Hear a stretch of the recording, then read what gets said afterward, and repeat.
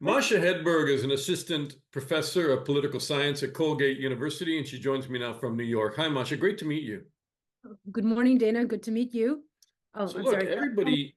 everybody increasingly is talking about peace between Russia and Ukraine, not because there appears to be a promise of peace, but because this war has been dragging on now into its third year, and people are looking for uh, pathways to peace. And that was all what you have written about and documented and given a lot of great background on the report that you've written. And that's why I wanted to interview you.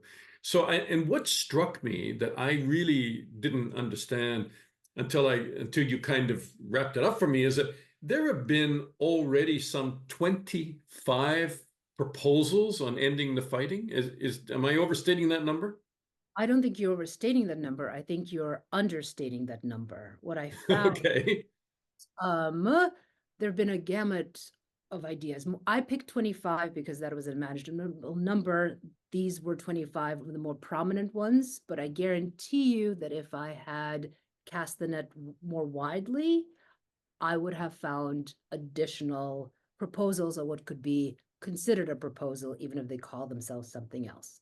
So Did yes, you, in examining all these proposals, see a path forward? um, Easy question, very difficult when you have to waste so much in answering that, right?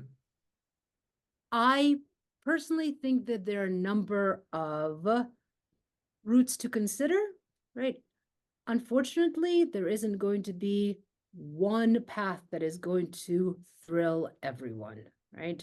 We are, quite frankly, looking at the least worst option and hoping that, that will satisfy enough of each side's demands to make peace possible, right? But was I inspired by just one approach that I read? Unfortunately, no. Okay, so why don't we chip away at it? And it begins, it seems to me that anything that would be considered would be a phased-in approach. So there isn't going to be a grand summit. I mean, who knows? But there isn't going to be a grand summit where they establish a ceasefire and say these are the ways forward for peace, and there's a grand agreement. Originally, I think that was the hope, and a lot of the proposals do envision some grand agreement that, quite frankly, satisfies all of Ukraine's demands, right? But there is this originally in the beginning, the earlier proposals saw precisely that there would be a grand agreement that resolves a lot of the outstanding issues, whether it is the status of Ukraine as a neutral country or a NATO member, the territorial question. So I think in early on, our ambitions, our hopes were quite maximalist. Now, I think you're right. Realistically speaking, we are looking at a much slower approach where the two sides might be able to find agreement on smaller issues, might be able to agree to a ceasefire under certain conditions, and then hopefully start the process of resolving the bigger issues. Is first and foremost Ukraine's desire to join NATO at the core? Because if you say it is, then is that the core of the conflict to begin with that you think sparked this? Would you buy into that? Because a lot of people don't. I think NATO membership is very close to the core of this conflict. And I think that is going to be one of the thorniest issues to resolve. And because it is binary, yes or no, right? There's very little room for compromise, although there's some ways of, I think, creating an adequate security architecture, even if NATO is off the table. But I think the other really thorny issue is going to be one of territory. And I don't mean Crimea, but I mean the territory that Russia now partially or fully controls and that it acquired control over after 2022. So I How think they're close really, do you think? Sorry, go ahead. I think these are the two main issues, right? The future status of Ukraine as a non-aligned, possibly non-nuclear power, and the territorial question. How close do you think we were to some kind of a deal in the spring of 2022, and why didn't it go?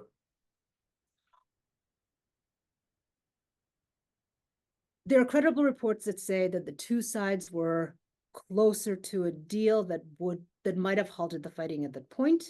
I was not there, right? But given the recent reporting, given the documents that I've read, it seems that a deal might have been possible. But remember, at the time, things were moving so quickly, right, that it's really hard to say. The deal could have been broken off at any point. But I do think the two sides had agreed, well, one, to keep Ukraine neutral in return for very, very strong security guarantees by some big international players. And what's interesting, the two sides had agreed to postpone the question of territory to later negotiations. So already you see that the idea that we can't resolve all issues at the same time is kind of prominently on display. Okay, in terms of an armed Ukraine, the deal was that Ukraine would lay down its arms, become a neutral state, maybe disarm altogether. I mean, it seems like we're just so far beyond that now. The suggestion that Ukraine would ever now give up its arms and demilitarize is pretty far-fetched. Would you agree? I would agree. I think right now we are very far-fetched, and the kind of limits on Ukraine's military that Russia wanted back in 2022 no longer seem feasible. But you can think of that's another thorny issue that will have to be confronted is, how do you create a Ukrainian military that is kind of strong enough to withstand any future aggression, or at least deter any future aggression, while also kind of getting Russia to agree to those kind of much higher limits on Ukrainian like reserves, firepower, military in general. I mean, that gets pretty complicated, right? I mean, we can spend a lot of time talking about it or not, but I think if you're going to start talking about an armed Ukraine, but it would only be a defensive force, then you start getting into all sorts of long-term negotiations about the kind of weapons it would have. Could they reach Russia? Medium-range missiles, short range. I mean, those negotiations could take years. I mean, they're very complicated. Those negotiations could take years, but what was interesting is to see that a number of proposals, particularly recent ones, have begun to consider, right, precisely those questions, right? That if Ukraine agrees to some limits on its military, then Russia would also need to agree not to position troops, right? With the border of Ukraine, there have been some ideas about who would be a credible monitor. So we're kind of getting to the idea that to get peace, we're not going to resolve, we have to resolve both the big issues, but probably start smaller and then build up to, heck, what happens to Crimea. And Ukraine would, you discuss this in what you've written, but I mean, many other people have talked about it as well. That, okay, so if you want the fighting to stop and you don't want Ukraine in NATO, then what does Ukraine get in return? And what they would want are security guarantees. And the only way those guarantees mean anything, it can't be a promise between Russia and Ukraine. Then you have to have, people like maybe Turkey, the United States, different countries in Europe that would guarantee the security of Ukraine if Russia were to rearm, regroup, relaunch a war. So in a way, there's a bit of smoke and mirrors there on, okay, if Ukraine was to shelve NATO membership, if, they would in fact probably have security guarantors that are in NATO. Fair enough? Fair enough. I think that's what a lot of the plans suggest, that then the United States, the EU, perhaps other NATO members would be the major guarantors. There have been also some proposals that it would just be the EU, that one of the things that if NATO membership is off the table, EU membership is certainly still on the table. Mm-hmm. And we'll say that we forget that EU membership also comes with some security commitments. I'm not sure that would be satisfying to Ukraine, Can right? you fill that out a bit? I mean, that's a new one on me. What would be the security commitments if you're Well, a member of the EU? If there's a European army formed, you mean? well, yes, there's this less known stipulation that EU members have to come to the defense of other EU members in case of kind of aggression, right? Obviously, the question is, do they have the capacity to come to each other's aid without the aid of NATO, right? But there is some idea that there are also security obligations as part of the EU membership. They're not well developed, but Interesting. Can you talk to the notion of giving up territory? I mean, Crimea probably is set in a special place versus the eastern regions that Putin has illegally annexed. I think Crimea is set. I cannot envision a realistic scenario under which, right, Russia gives up Crimea, right? But there was this idea, at least in the early attempts at negotiation in 2022 and spring 2022, where Ukraine seemed to suggest that Crimea could be subject to future negotiations, and Russia seemed to agree. Whether we believe this or not, but there was this kind of, it was set down in writing that, all right, we can negotiate over Crimea, which at the time seemed like a surprising concession by Russia, right? But let's say Crimea is off the table. What happens to the territories that Russia now partially or wholly controls? Some different ideas. I think the more plausible one is that, well, Russia retains de facto control, but Ukraine doesn't recognize it formally, right? And again, we make these territories subject to future negotiations, right? Not ideal.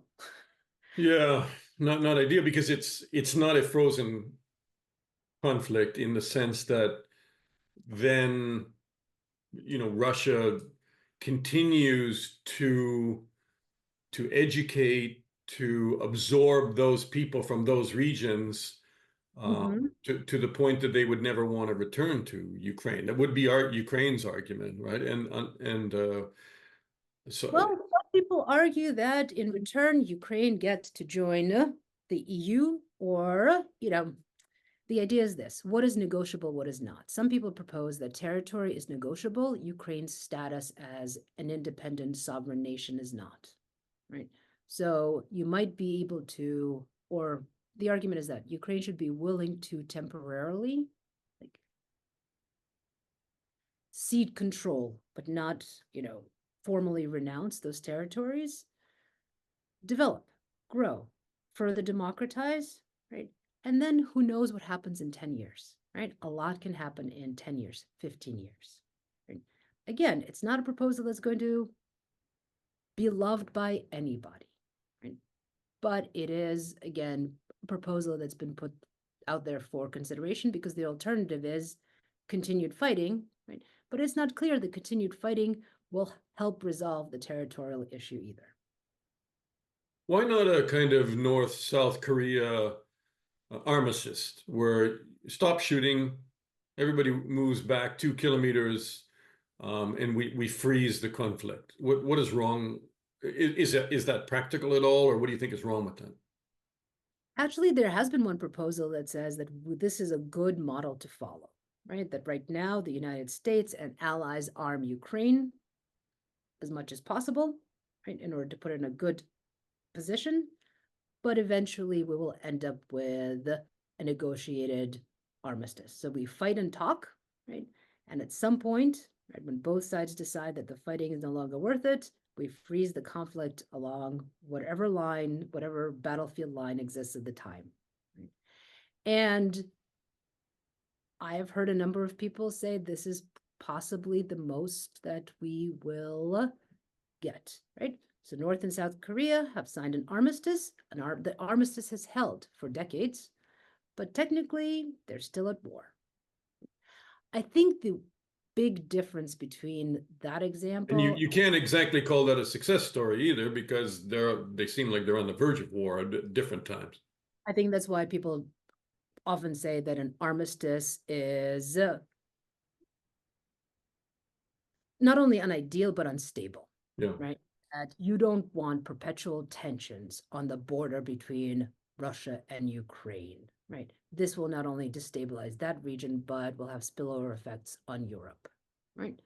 But is it better than continued fighting that just causes more death and destruction? People take different sides on that one, right? But I think the difference between North and South Korea then and Ukraine and Russia now is that, remember, North and South Korea, we had a bipolar world, right? We had the United States and we had the Soviet Union, right? And right now, right, there aren't two other big players that can restrain Mhm. the two belligerents. That no longer exists. So you've discussed a lot of the I mean, it's the stated philosophy of a lot of different people in Europe and in the US that, and probably in Russia too, that, all this talk doesn't matter. What really matters is what happens on the ground. And if you're able to drive your argument on the ground, if you're able to take territory, that's the most convincing negotiating position of all. The difficulty is that it doesn't seem to be very conclusive on either way. Yes, I think why we haven't seen credible negotiations is both sides still think they can make decisive military gains that then skew the negotiations in their favor. But we've also seen the past 2 years where decisive military victories have become few and far between, right? Yeah. These halting, grinding advances. Mhm. Right? Ukraine for a while was in largely kind of a defensive posture, obviously before Kursk, right? So Ukraine is still capable of military surprises. And I think both sides still think they can win the argument through military means, right? And we're probably going to see this for another year. But I think it's becoming clear and clear that both sides are very capable of inflicting damage on each other. But, militarily, I don't see Ukraine capturing all the territory that Russia has gained since 2022, right? But we also don't see Russia marching again on Kiev and this time, right, taking it by force. Right, but Ukraine argues, bringing the war home to Russians will convince Putin that he's got to stop the fighting.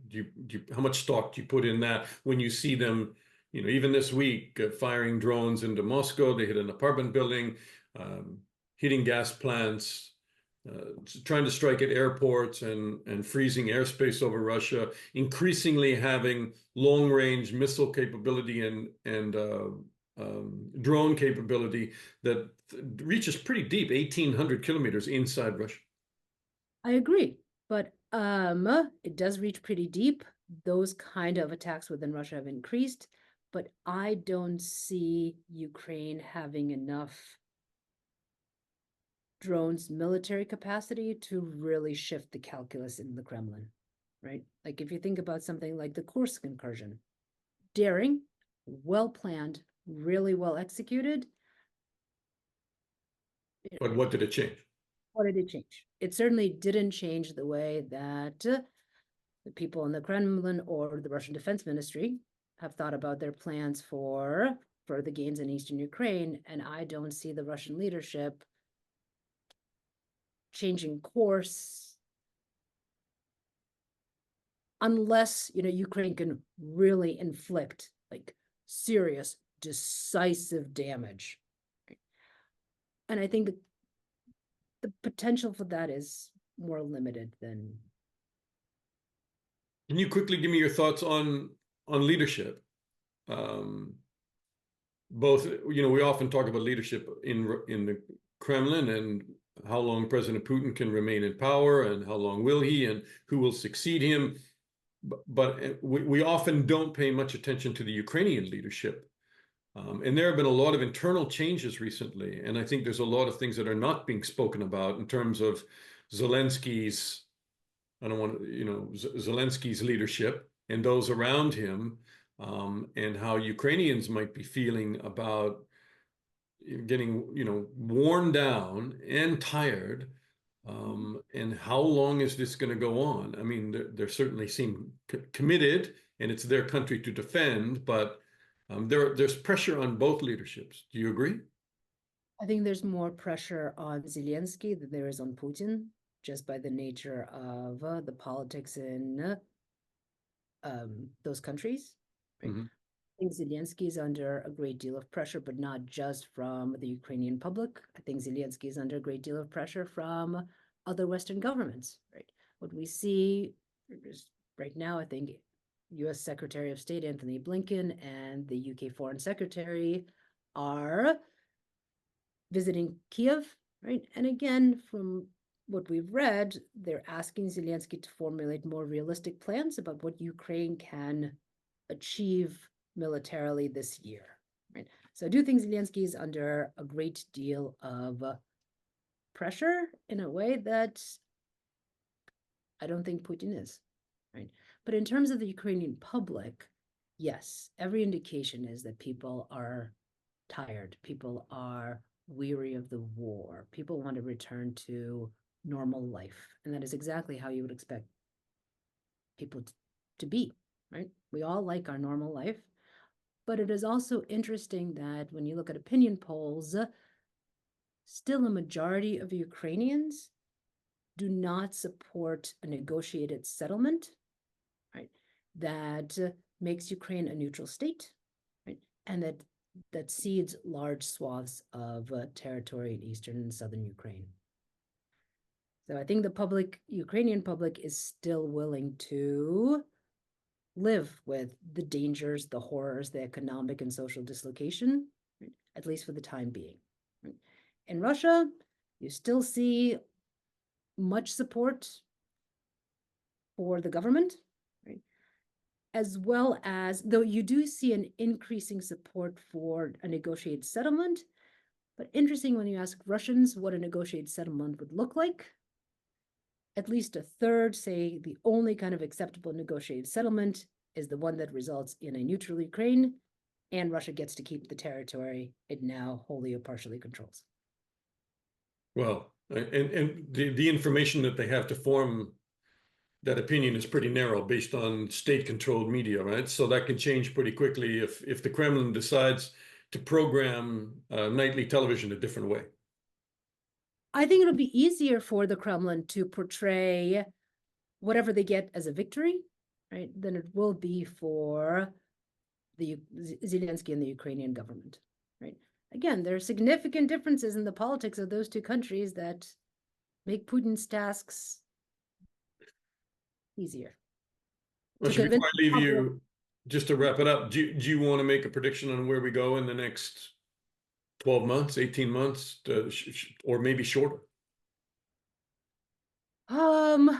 Given the unpredictability of politics in both Europe and the United States, particularly the United States, and the fact that this is an election year where the results are unpredictable, Right. We should just mention, well, as we're recording this, we're doing this one day after the U.S. presidential debate between Trump and Kamala Harris, where, Trump again said that the war would be over in 24 hours. And Harris said, essentially, your peace plan is surrender, and, President Putin would eat you for lunch, quote unquote. Thank you for filling that in, but exactly. This is the environment in which you're asking me to make a prediction about the next 12 months. So I will do so, but I do so with many, many caveats, right? I actually think that unfortunately, for the next 12 months, we see continued attempts to score military victories.